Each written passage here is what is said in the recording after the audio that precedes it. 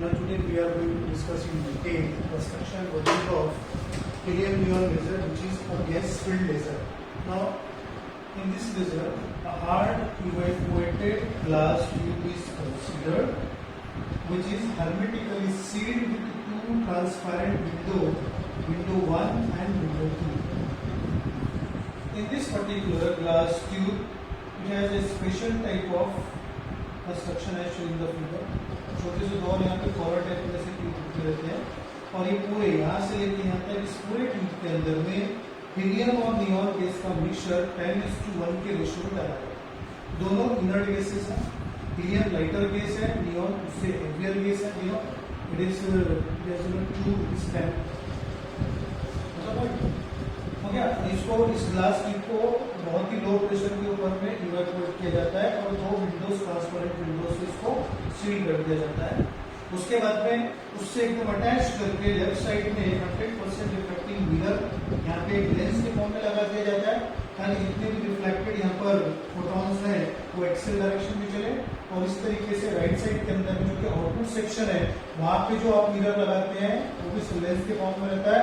इसको partly reflecting बनाते हैं, इसको 100% पॉलिश कर देते हैं, इसको पार्टली पॉलिश कर देते हैं, 50% इसको रिफ्लेक्टिंग रखते हैं, 50% transmitting, so that resonance cavity is obtained along the length of or along the axial length of this particular hard evacuated glass tube. अब होता क्या है इसके अंदर में, जैसे ही इसके अंदर में हीलियम और नियॉन गैस को आप लो प्रेशर के ऊपर में डाल देते हैं तो हीलियम हल्की रहती है, ये ऊपर के इन ट्यूब्स के अंदर में चढ़ती है जहाँ पर एक नेगेटिव इलेक्ट्रोड रहता है, एक पॉजिटिव इलेक्ट्रोड रहता है और यहाँ पर 11 किलो वोल्ट का एक हाई वोल्टेज दिया जाता है। जबकि हीलियम के ही आइटम्स यहाँ पर चांसेस है मोर देन 95% प्रोबेबिलिटी है कि हीलियम के आइटम हल्के होने के कारण यहाँ पर आकर जब वो इस इलेक्ट्रोड से टकराते हैं, कोलाइड करते हैं तो उनका डिस्चार्ज होता है। तो डिस्चार्ज होता है तो क्या होता है, डिस्चार्ज होता है तो क्या होता है, डिस्चार्ज का मतलब ये है कि हीलियम जब इस हाई एनर्जेटिक इलेक्ट्रोड से टकराएगा तो एक इलेक्ट्रॉन वहां से डिटेच होगा। अब वो जो इलेक्ट्रॉन डिटेच होगा वो इलेक्ट्रॉन जो है वो कैसा रहेगा, इलेक्ट्रॉन जो रहेगा वो यहाँ पर निगेटिव इलेक्ट्रोड से पॉजिटिव इलेक्ट्रोड के ऊपर में भागने की कोशिश करेगा क्योंकि एक इलेक्ट्रोड पॉजिटिव है, एक इलेक्ट्रोड नेगेटिव है। तो यहाँ पर जो इलेक्ट्रॉन निकलेगा निगेटिव इलेक्ट्रोड पर हीलियम के डिटेच आयनाइजेशन से, उसके डिस्चार्ज से, तो क्या होगा, एक इलेक्ट्रॉन निकलेगा और एक हीलियम को आयन क्रिएट होगा। हीलियम को आयन जो रहेगा वो पॉजिटिवली चार्ज रहेगा, जो इलेक्ट्रॉन रहेगा वो फ्री रहेगा। सपोज निगेटिव इलेक्ट्रोड के ऊपर में ये हुआ तो हीलियम का ये जो आयन रहेगा ये निगेटिव इलेक्ट्रोड पर अट्रैक्ट हो जाएगा, लेकिन जो आपका इलेक्ट्रॉन रहेगा वो 11 किलो वोल्ट के वोल्टेज से एक्सेलरेट होके बहुत रैपिडली यहाँ से भागना शुरू करेगा। इधर जाने की कोशिश करेगा, वो जाने की कोशिश करेगा पॉजिटिव इलेक्ट्रोड के तरफ में। इसी तरीके से पॉजिटिव इलेक्ट्रोड पे जो हीलियम को आयन क्रिएट होगा, इलेक्ट्रॉन जब ऑब्जर्व हो जाएगा वो इस डायरेक्शन में आएगा और जब वो आते हैं तो उनको ऊपर पूरे हीलियम पूरे मिलते हैं तो इलेक्ट्रॉन कोलिजन करता है हीलियम से और हीलियम का आयन कोलिजन करता है हीलियम के एटम से। तो दो टाइप के चार्ज कैरियर है, एक है इलेक्ट्रॉन वो अपने पाथ में आने वाले हीलियम के एटम से कोलिजन करेगा और इसका रेट ज्यादा रहेगा। क्यों? क्योंकि इलेक्ट्रॉन बहुत ज्यादा हाईली एनर्जेटिक रहेगा कंपेयर टू हीलियम, इलेक्ट्रॉन से हेवी रहेगा, इलेक्ट्रॉन से काफी हेवी रहेगा। तो ये less number of helium atom से कोलाइड होगा और ये इलेक्ट्रॉन जो रहेगा वो maximum number of helium atom से कोलाइड होगा। तब जब कोलिजन होगा तो ट्रांसफर ऑफ एनर्जी होगी, तो वो हीलियम के एटम्स जो इलेक्ट्रॉन से कोलिजन करेंगे वो जाएंगे अपने एक्साइटेड स्टेट F3 पर जिसकी वैल्यू है 20.6 इलेक्ट्रॉन वोल्ट। ये प्रैक्टिकली ऑपरेट की गई वैल्यू है। इसी तरीके से हीलियम के आयन जो हीलियम के एटम को एक्साइट करेंगे वो जाएंगे F2 लेवल के ऊपर में। F1 उनका ग्राउंड स्टेट है, हीलियम के लिए बता रहा हूं, और वो एनर्जी लेवल है 18.70 इलेक्ट्रॉन वोल्ट। ये दोनों मेटास्टेबल स्टेट्स हैं। तो अब ये एनर्जेटिक हीलियम के आयन, हीलियम के एटम, एक इलेक्ट्रॉन से एक्सेलरेट हो रहा है, काफी ज्यादा एनर्जी पे जा रहा है, दूसरा हीलियम के आयन से एक्सेलरेट हो रहा है, वो बड़ी लोअर एनर्जी पे आ रहा है। तो ये दोनों स्टेट के ऊपर एक्यूमुलेट होते हैं। इस मिक्सचर की ब्यूटी ये है कि नियॉन अपने ग्राउंड स्टेट पर जब रहेंगे तो 20.61 एक लेवल पे मिलते हैं और दूसरे लेवल पे मिलते हैं 18.70 के ऊपर में। अब ये एनर्जेटिक आपके हीलियम के एटम्स हैं, ये एक्साइटेड स्टेट में ये एनर्जी लूज कर सकते हैं सिर्फ कोलिजन से। तो इन लेवल पे 20.61 F3 और F2 18.70 पे इनको मिलते हैं नियॉन अपने ग्राउंड स्टेट में। तो वो नियॉन से कोलाइड करके अपनी एनर्जी ट्रांसफर कर देते हैं और ग्राउंड स्टेट के अंदर में आ जाते हैं। तो अब वो जो एनर्जी नियॉन को मिलती है दो तरीकों से मिलती है, एक हाई एनर्जेटिक इलेक्ट्रॉन से एक्साइट हुए हीलियम के एटम से और दूसरी हीलियम आयन से एक्साइट हुए हीलियम के एटम से। दोनों में ट्रांसफर ऑफ एनर्जी होता है। जो आपके नियॉन जो एक्टिव सेंटर्स हैं वो जो इससे कोलाइड होते हैं यहां से हो जाते हैं 20.66 इलेक्ट्रॉन वोल्ट पे, ये बनता है E6 लेवल, और जो यहां से कोलाइड होते हैं वो जाते हैं 18.75 इलेक्ट्रॉन वोल्ट पे, बनता है E4 लेवल। तो ये एक्चुअल में हीलियम टू नियॉन कोलिजन है, ये एक्टिव सेंटर की एक्चुअल पंपिंग है। यहाँ पे आप क्या है, आप डायरेक्ट एक्साइट नहीं कर रहे हैं एक्टिव सेंटर्स को, आप डायरेक्ट डिस्चार्ज नहीं कर रहे हैं एक्टिव सेंटर को, बल्कि हीलियम का डिस्चार्ज करवा के हीलियम को एक्साइट करके फिर उसको इस लेवल पे लाके आप वहां से नियॉन का पंपिंग कर रहे हैं। इसलिए इसको मैं बोलता हूं indirect electrical discharge pumping. This is actual pumping. The energy transferred by helium atom at their excited level F3 and F2 through collision to neon which are active center so that they are lifted to 20.66 electron volt, 19.75 electron volt. This is called as actual pumping of active centers.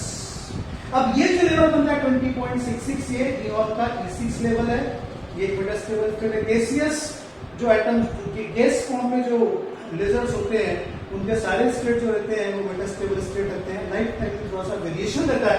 तो ये एक metastable state आया E6, there exist another metastable state E5, there exist another metastable state E4, फिर E3 में एक metastable state है, then E2 and E1।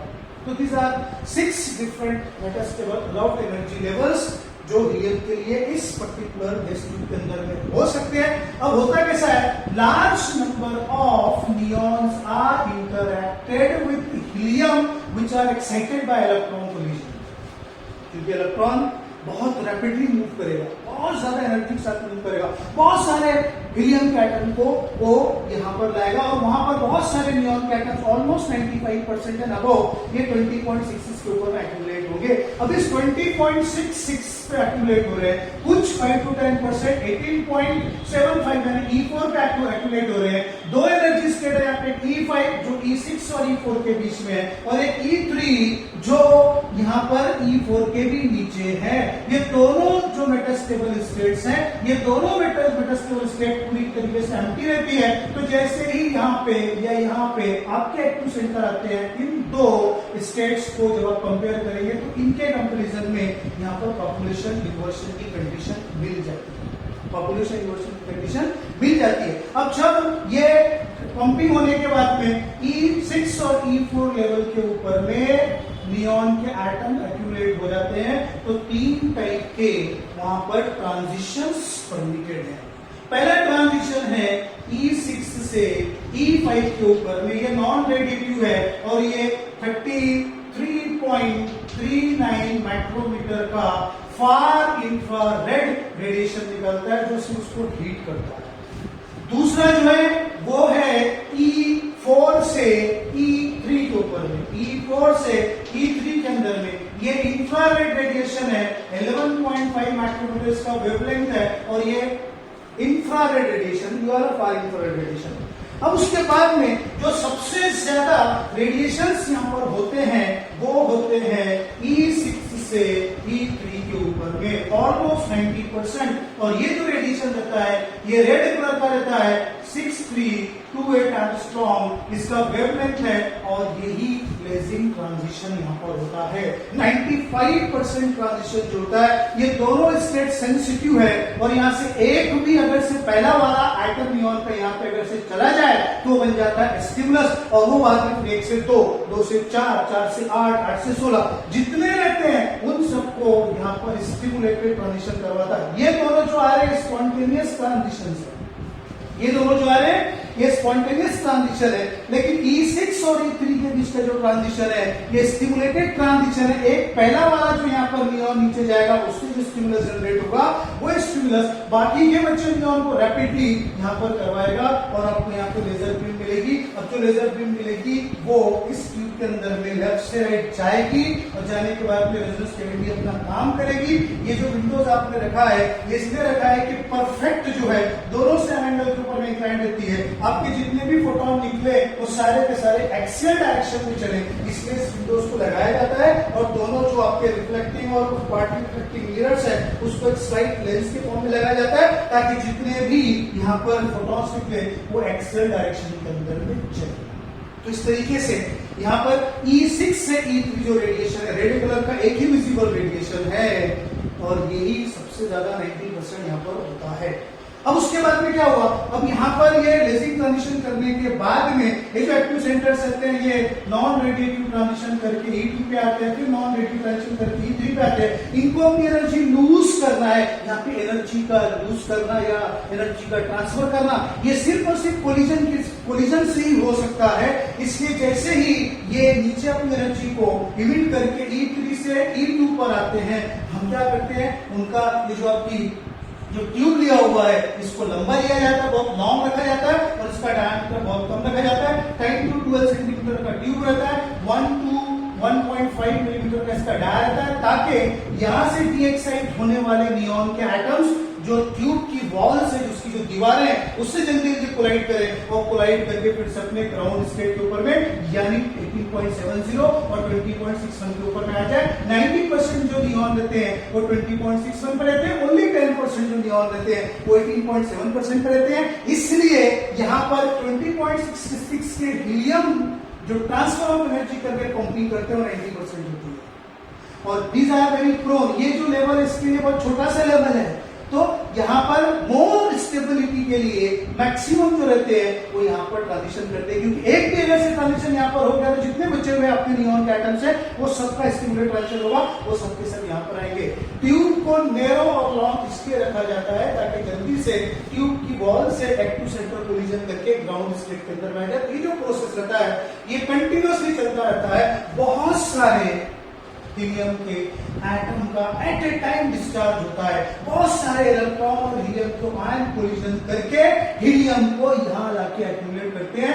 90% जो collision होता है वो इलेक्ट्रॉन से हीलियम का कोलिजन होता है, इससे 90% जो हीलियम रहते हैं वो इस लेवल पे आते हैं और इस लेवल पे इस पर्टिकुलर डिस्चार्ज ट्यूब के अंदर में आपके जो नियॉन के एटम रहते हैं 90% वो इस लेवल पे रहते हैं। कोई स्टूडेंट ऐसा बोल सकता है कि सर नियॉन से हीलियम का भी तो कोलिजन हो सकता है लेकिन ये पॉसिबल नहीं है, क्यों? क्योंकि हमने 10:1 के रेशियो में रखा हुआ है, 10:1 के रेशियो में रखा हुआ है और ऑलमोस्ट यहाँ पे 90% यहाँ जा रहे हैं और इसके 90% जो है वो यहाँ प्रेजेंट रहते हैं, इसलिए probability of reverse collision is very less.